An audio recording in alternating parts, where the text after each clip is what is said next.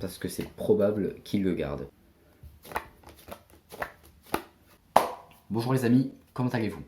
Aujourd'hui dans cette vidéo je vais vous montrer comment repérer un tricheur, voilà, que vous soyez en train de jouer au poker ou à n'importe quel autre jeu de cartes. Grâce aux techniques que je vais vous montrer dans la vidéo, vous pourrez repérer le tricheur s'il y en a un, et vous pourrez également réutiliser les techniques que je vais vous apprendre pour faire des tours de magie, hein. Pas pour tricher évidemment. Donc sans plus tarder, je vous montre comment ça se passe. C'est parti. Ok, donc on se retrouve avec la première technique. Donc supposons qu'on distribue, voilà, 2 cartes au tricheur. Je vous montre les cartes. Voilà, on a une paire de valets, ce qui est plutôt pas mal. Mais le tricheur, ça l'arrange pas trop. Ça l'arrange pas trop parce que lui, il veut toujours avoir les cartes les plus fortes. Du coup, ce qui va se passer en fait, le temps qu'il regarde ses cartes, il les aura déjà transformées en une paire d'as. Alors comment j'ai fait ça? En fait, c'est très simple. Les as, je les avais déjà en main. Ce qui s'est passé, c'est que quand on m'a distribué les cartes, en fait, je les ai fait tomber sous la table pour prendre mes 2 as, discrètement évidemment. Donc, ce qui veut dire que si vous voyez un joueur qui a ses mains un peu en retraite, comme ça, qui les cache un peu, tout ça qui a l'air suspect, c'est certainement qu'il cache 2 cartes, voilà, dans ses mains. Seconde technique, donc si vous voyez un joueur qui coupe bizarrement, un peu comme je viens de le faire, c'est certainement qu'il est en train de contrôler des cartes à son avantage. Donc là par exemple on a l'as de pique, et vous allez me dire oui mais dans un jeu généralement on distribue aux autres joueurs avant de se distribuer à soi.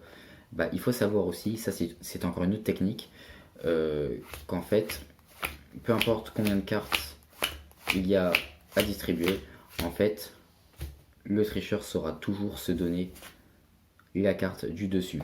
Je vous montre la preuve, hein. Alors quatrième technique, si un joueur a par exemple un as en main et vous dit qu'il va le reposer dans le paquet, eh bien ne lui faites pas confiance parce que c'est probable qu'il le garde. Je vous montre une autre technique, c'est une technique qui s'appelle l'empalmage. Voilà, donc c'est une technique qui n'est pas très discrète, ce qui veut dire que si vous voyez un joueur qui a tout le temps sa main un peu courbée comme ça, c'est certainement qu'il cache une carte, voilà, dans cette main. Et méfiez-vous aussi d'ailleurs parce que le tricheur il peut le faire avec tous les as, donc regardez.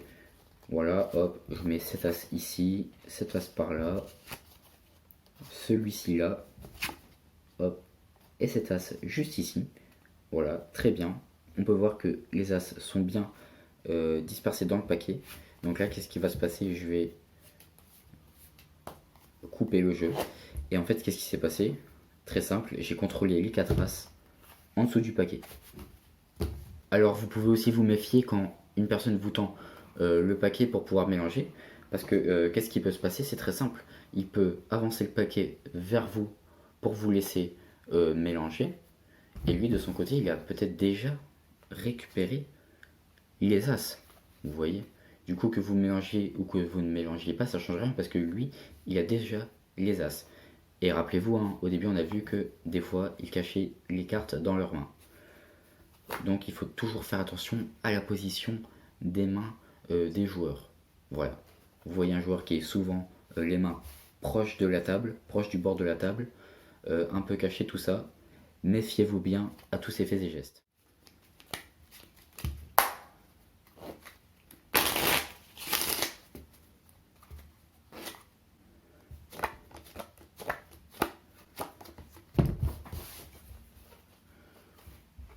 Et bien voilà, cette vidéo est déjà terminée, j'espère qu'elle vous aura plu. Si c'est le cas, n'hésitez pas à lâcher un petit pouce bleu.